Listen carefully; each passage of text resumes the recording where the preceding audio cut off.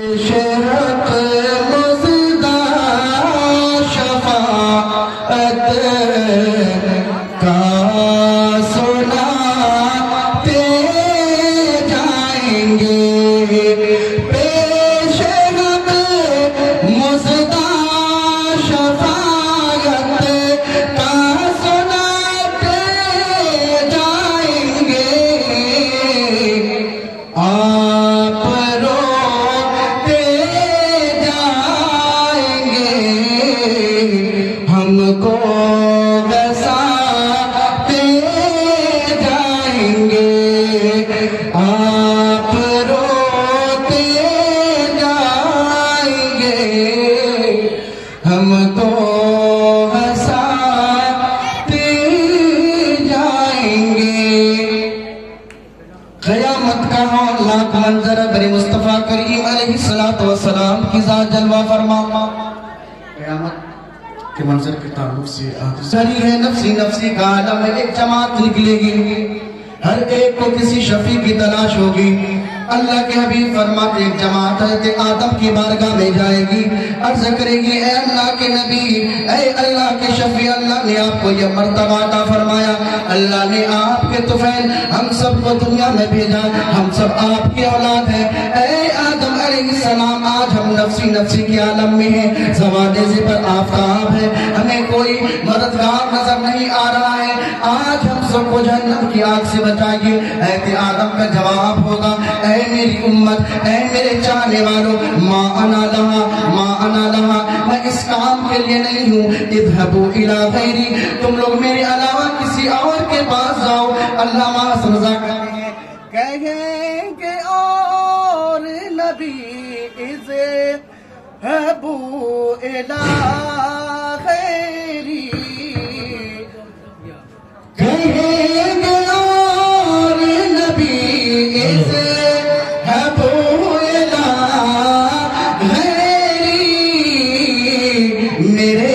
حضور کے لب پر انا لہا ہوگا میرے حضور کے لب پر انا لہا ہوگا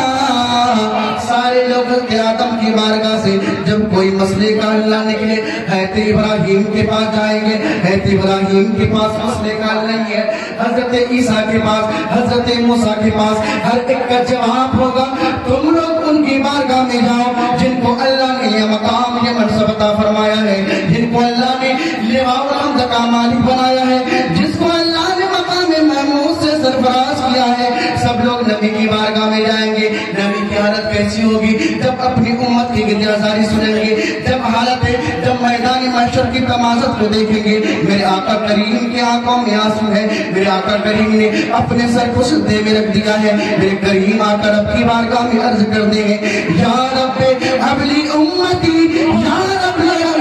حبلی امتی اے میرے مولا اے میرے مولا اے میرے الہ میری امت کو میرے حوالے کر دے میرے مصطفیٰ کریم مسلسل سجدے کی حالت میں رب کی بارگاہ میں عرض کرتی ہے الہ میری امت مجھے حوالے کر دے الہ میری امت کو بخش دے رب کا جواب آئے گا یا محمد ارفع راسک اے میرے حبیب اپنے سر کو اٹھا لو اپنے سر کو اٹھا لو سل تودا اب جو چیز تم مجھ سے طلب کرے گا تودا تجھے عطا کی جائے گی وشفا تشفا اب تم میری بارگاہ میں اپنی امت کی شفاعت کرو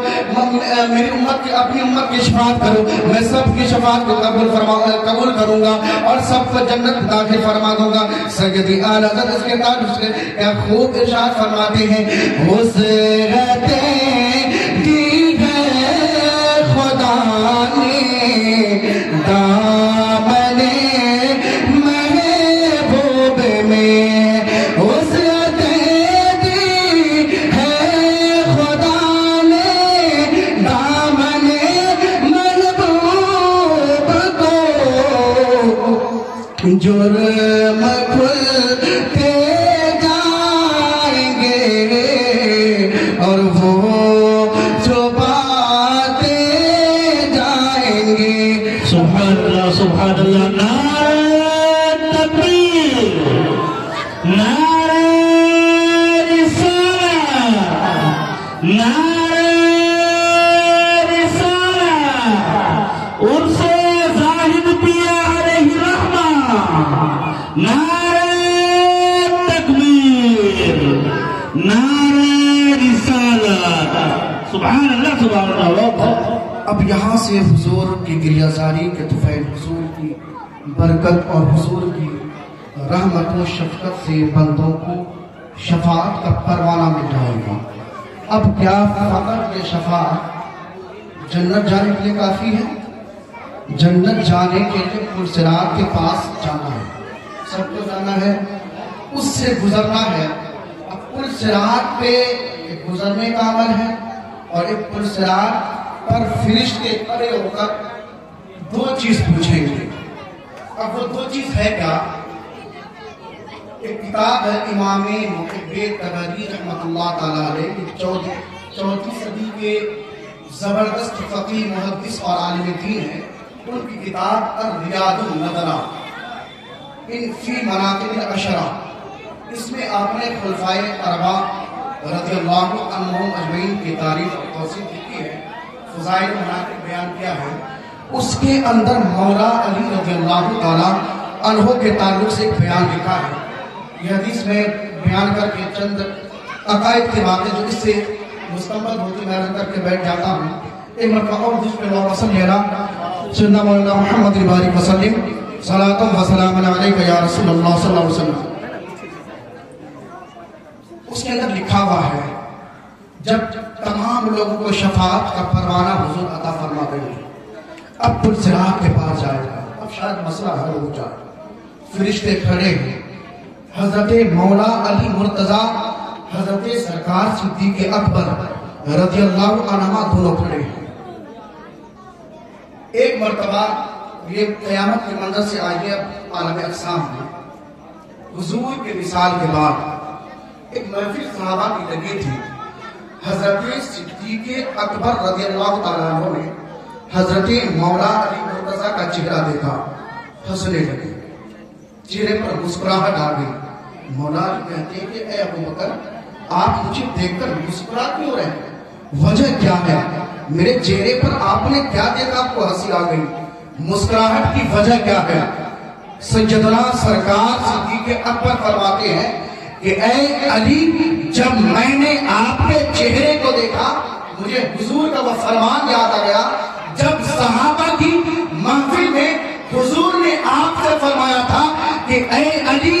کوئی بھی امت تب تک جنت میں نہیں جا سکتا ہے جب تک تو پل صراط سے گزرنے کی تحریری اجازت نہ دے۔ اے علی، تب تک کوئی پل صراط سے گزر نہیں پائے گا جب تک تو پل صراط سے گزرنے کی تحریری اجازت نہ دے۔ یہ فرمان میں نے نبی کا سنا، مسکراہٹ آ گئی۔ دیکھیں تو صحیح، فضائل علی کی، فضیلت علی کی، مسکرا صدیق پر ہے۔ صحابہ میں محبت کو دیکھیں، الفت کو دیکھیں، کس قدر محبت فرماتے ہیں۔ اب ذرا سرکار سیدنا علی مرتضیٰ کا عمل دیکھیں۔ سیدنا مرتضیٰ رضی اللہ تعالیٰ عنہ نے حضرت صدیق اکبر کے چہرے کو دیکھا، مسکرانے لگے۔ صدیق اکبر نے فرمایا کہ اے علی، اب آپ مجھے دیکھ مسکرا کیوں رہے ہیں؟ وجہ کیا ہے؟ سیدنا میرے آقا نے میرے تعلق سے فرمایا تھا تو مجھ سے تنبیہاً ارشاد فرمایا تھا کہ اے علی، تم کسی کو اس وقت اجازت دو گے جب ان کے دل میں ابو بکر کی محبت ہوگی، جب ان کے دل میں ابو بکر کی محبت ہوگی۔ اب میدان حشر جب حضور کی بارگاہ سے تمام لوگوں کو شفاعت کا پروانہ مل جائے گا، جب پل صراط پر جائیں گے تو اس وقت بندوں کو چیک کیا جائے گا کہ ان کے پاس علی کی تحریری اجازت ہے کہ نہیں، اور مولا علی اجازت ان کو دیں گے جن کے دل میں ابو بکر کی محبت ہو۔ اب یہاں سے ایک مسئلہ یہ سمجھیں، مولا علی کے تعلق سے میرے آقا نے فرمایا تھا انا مدینۃ العلم وعلی الباب، اور یہ جو میں نے حدیث بیان کیا ہے اور ریاض النظرہ کے اندر، یہ میں درجنوں کتاب کا حوالہ دے سکتا ہوں بسند صحیح۔ میں ایک حدیث کا چھوٹا طالب علم ہوں اور میں اس میں جب میں کوئی بیان کرتا ہوں تو میں حتی الامکان کوشش کرتا ہوں ان کی سند کو میں دیکھ لوں یہ کہاں سے لیا گیا، ان کے راوی کیسے ہیں۔ بے فضلہ تعالیٰ میں اس سند کو صحیح پایا اور میں درجنوں کتاب کا حوالہ دے سکتا ہوں، بہرحال یہ ماخذ کی حیثیت رکھتا ہے اس لیے میں نے اس کتاب کا حوالہ دیا۔ اب اس میں ابو بکر کی محبت، پلسرات سے گزرنے کی علامت، اور جس علی کے تعلق سے میرے مصطفیٰ کریم نے فرمایا تھا علی انا مدینۃ العلم والی بابھا، میں علم کا شہر اور علی اس کا دروازہ۔ ایک جملہ میں کہوں گا کہ جب دروازے کے علم کا یہ عالم کہ قیامت میں کروڑوں لوگ ہوں گے اور سب کے دل کی کیفیت کو علی جانتے ہیں کہ کن کے دل میں ابو بکر کی محبت ہے یا نہیں ہے، جس علی کا یہ مقام اور جس علی کی یہ شان ہے کہ قیامت میں کوئی فرد ان کے علم سے بچ نہ پایا، تو جس نبی کا کلمہ علی پڑھتے ہیں، جس کے فیض کا مظہر علی ہے، اس نبی کے علم کا عالم کیا ہوگا، اس نبی کے علم اور مقام کا عالم کیا ہوگا۔ اب جب ہے کہ علی اجازت دے دیں گے، اب پلسرات سے گزرنا ہے۔ پلسرات سے گزرنے کے تعلق سے آپ نے بارہا سنا ہوگا، بہت لمبی مسافت ہے، تلوار سے زیادہ تیز، بال سے زیادہ باریک وہ جگہ ہوگی۔ اب آسانی کیسے ہے؟ اب سرکار کی حدیث سنیں، اور یہ حدیث جو میرا مقصد تھا، اسی حدیث کو پیش کرنے کا مقصد تھا، یہ تمہیدی کلمات سے کہہ لیجیے۔ اب پلسرات 500 سال کی مسافت ہے، اس کو طے کرنا ہے۔ جہنم کی دہکتی آگ، وہ جہنم جس کے تعلق سے میرے مصطفیٰ نے ارشاد فرمایا، دو روایت۔ ایک روایت میرے آقا نے فرمایا جب میں معراج میں گیا تھا، ایک پتھر کے گرنے کی آواز آئی، تو میں نے پوچھا یہ آواز کیسی، تو جبرائیل نے عرض کیا حضور یہ وہ آواز ہے جو 70 سال پہلے جہنم میں ڈالا گیا تھا۔ اور دوسری روایت سیدنا سرکار ابو ہریرہ سے، وہ فرماتے ہیں کہ ہم حضور کے ساتھ تھے، اچانک ایک عجب سی آواز آئی پتھر کے گرنے کی، میں نے پوچھا یہ آواز کیسی ہے، تو میرے آقا نے فرمایا یہ اس پتھر کے گرنے کی آواز ہے جو آج سے 70 سال پہلے جہنم میں ڈالا گیا تھا۔ اتنی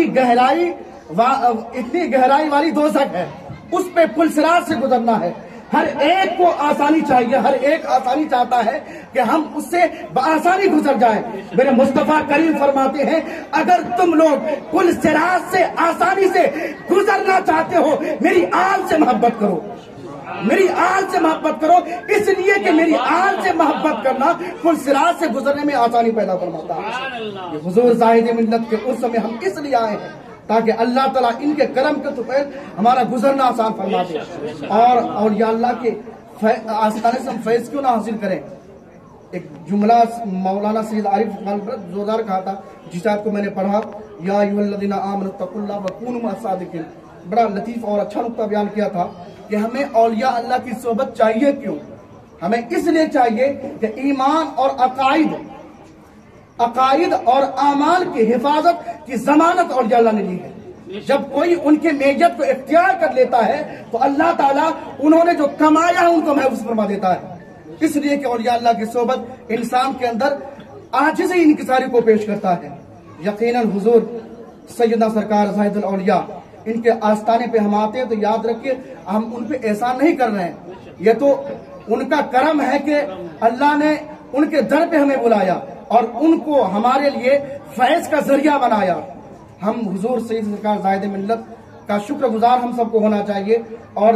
جو اولیاء اللہ کے دربار، اولیاء اللہ کی جو بارگاہ ہوتی ہے نا، جو خانقاہیں ہوتی ہیں، میں ایک جملہ کہہ رہا ہوں کہ ہم قرآن احادیث پڑھاتے ہیں، احکام کو پڑھاتے ہیں، خانقاہ میں جو اولیاء اللہ ہوتے ہیں وہ احکام پڑھاتے نہیں، پلا دیتے ہیں، وہ احکام کو دل کے اندر نفوذ کر دیتے ہیں۔ یہ فرق ہوتا ہے ایک اولیاء اللہ کے آستانے ایک درسگاہ کا۔ درسگاہ میں انسان سیکھتا ہے اور خانقاہوں میں سکھایا جاتا ہے۔ درسگاہ میں انسان اپنے آپ کو پینے کے لیے تیار کرتا ہے اور خانقاہ میں اولیاء اللہ پلا دیتے ہیں۔ تو ہم سب کو اولیاء اللہ کی بارگاہ میں صدق دل سے خراج عقیدت پیش کرنا چاہیے۔ بس انہی باتوں کے ساتھ اپنی گفتگو کو تمام کرتا ہوں۔ بولنے کے درمیان جو بھی غلطی رب کی بارگاہ میں بس صدق دل توبہ کرتا ہوں، استغفر اللہ۔